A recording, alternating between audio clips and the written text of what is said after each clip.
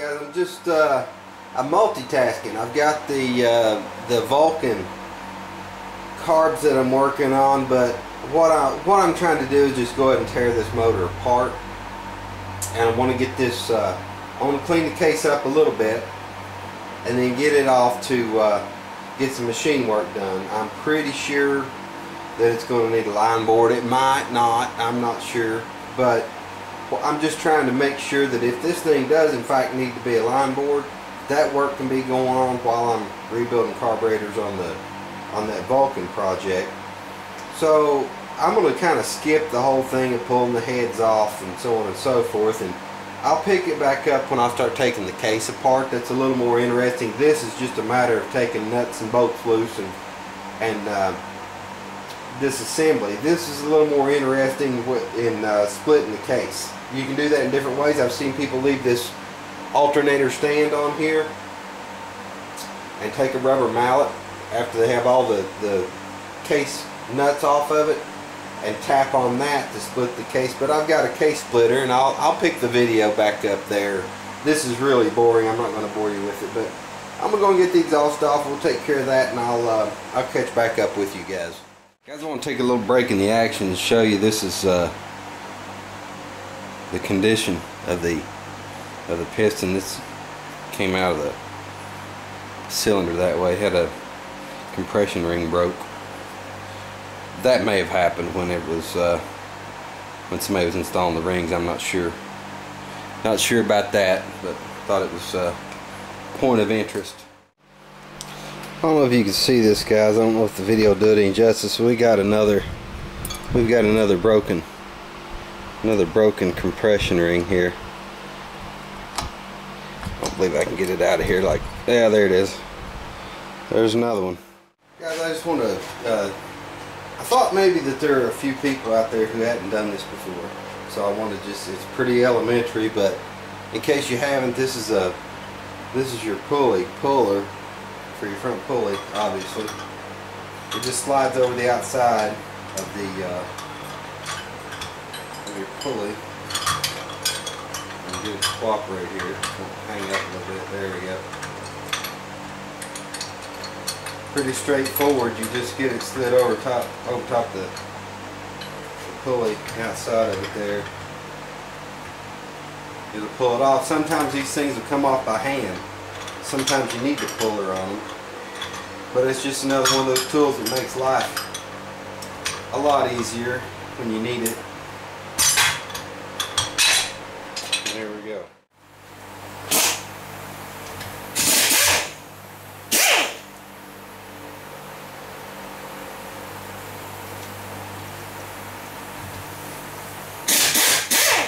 We'll go ahead and pull these the nuts off the pump studs here, and then we'll get all the bolts out of the case. The pump should slide out then.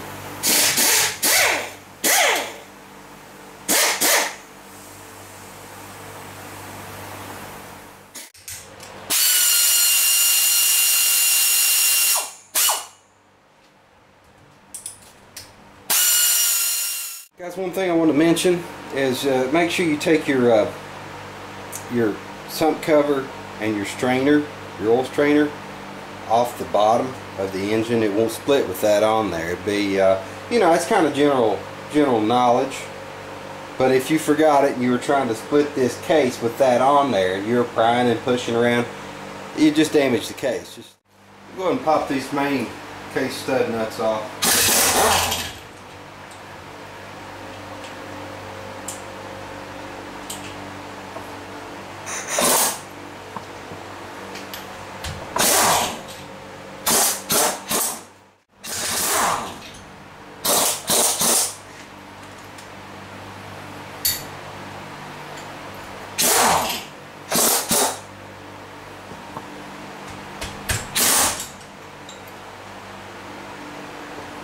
Alright, I'm going to get a magnet, and I'll just get this. Sometimes it's just easier to take. I've got one of those little magnets on an extension, kind of like an antenna on a car. And I'll get those washers off there.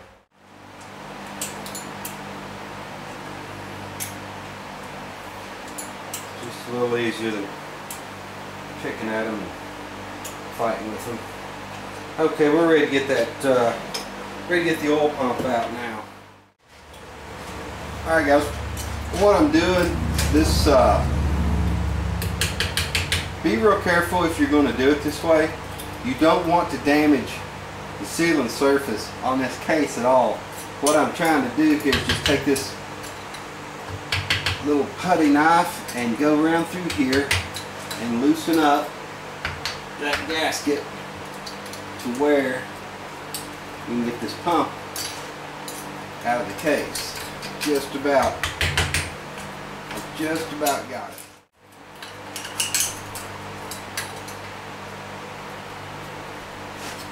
I'm not worried about the pump. I'm just going to take this putty knife on the edge of the pump and push it out a little bit. The main thing is you do not ever want to take like a screwdriver and turn in here, because you could damage the case, and it's not necessary. They make oil pump pullers too. You'd want to invest in one of those.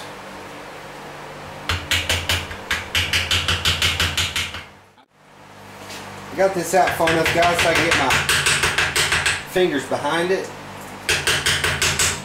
And there it is. Alright, now I'm going to get my case splitter and I can put it in here and it'll pop the case apart. Alright guys, this is a case splitter. It's just a couple of,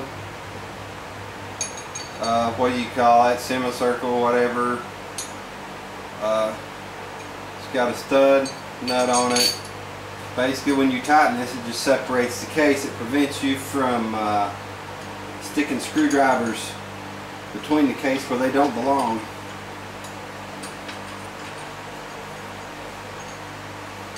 And ruining the case. You know, this case might not be any good. I don't know. We're gonna find out. You know, this thing could have, for all we know, it could have been a line board so many times that it's useless. It could have, could be warped, could be cracked. I don't know. But we're gonna find out here real shortly. You can see, I don't know if you can see or not, the case is starting to separate there. And I did double check to make sure I had all my nuts out. You don't want to leave a nut somewhere and keep cranking on this thing and bust your case. So double check, you know, around the perimeter here and make sure that you've got all the nuts out of this. We'll just double check it right now. See, just walking around there, we know that we don't have anything up here. So,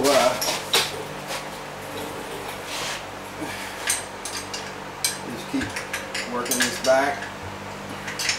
Now I'm going to take my mallet, and I'm going to tap on the case and I'm going to help it out a little bit.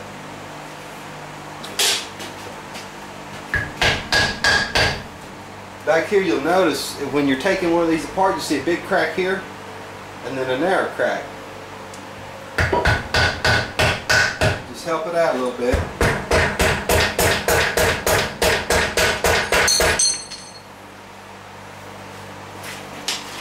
Yeah, now we've got a good crack coming all the way around. I may have that to where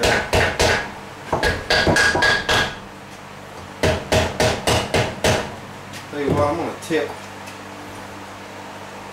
it up just a little bit. Take a look at the bottom. See where I need to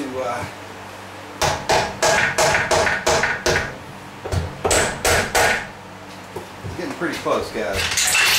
There we go. You heard lifters. Alright.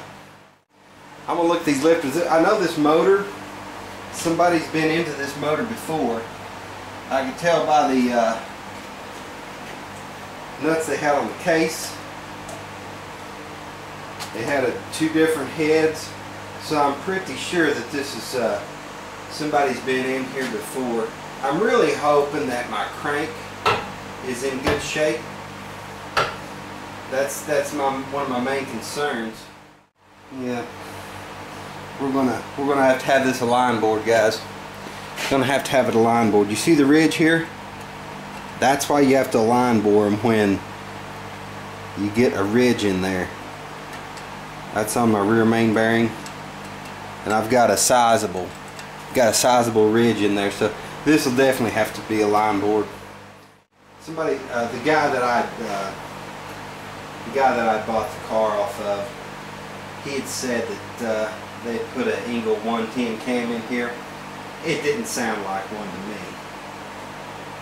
and I was kind of hoping that if he had indeed, was being honest, that it had been rebuilt, that I'd have some usable parts like lifters. That's lifters aren't that expensive. That's not the point. My point is that I'm doing a budget motor here, and I want to save as much money as I can. The lifters look to be in pretty good shape, but I need to let's go ahead and finish pulling everything apart, guys, and we'll just inspect all the bearings and so on and so forth. We know it needs to be a line board. I'm gonna get my pressure washer, clean up the case a little bit, remove all the bearings, and wash it up, and then get it to the machine shop, get it hot tanked, get it a line board. I need to get the crank dropped off and see if it can be polished up. Before I do, I'm gonna mic it though, and just see if we've had see how close it is. It's time to get. We'll go ahead and see if I can pop this cam out of here. We'll save this. It goes back in when you're done. That's another thing. It tells you somebody has been in here at some point in time. This from the factory is actually turned this way, and some guys turn them this way like this. I heard one guy say it's for to help thrust, but from the factory it's flat toward the outside. So the other side.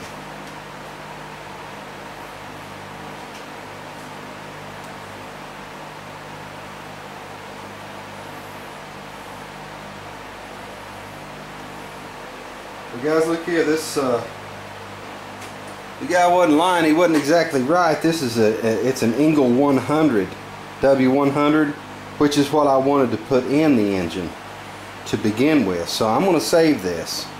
It's in real good shape. It looks like it's got just a little bit of wear on it, but I believe I'm going to reuse this cam. I believe I am. It's not the 110. I didn't want to use the 110. I wanted the 100.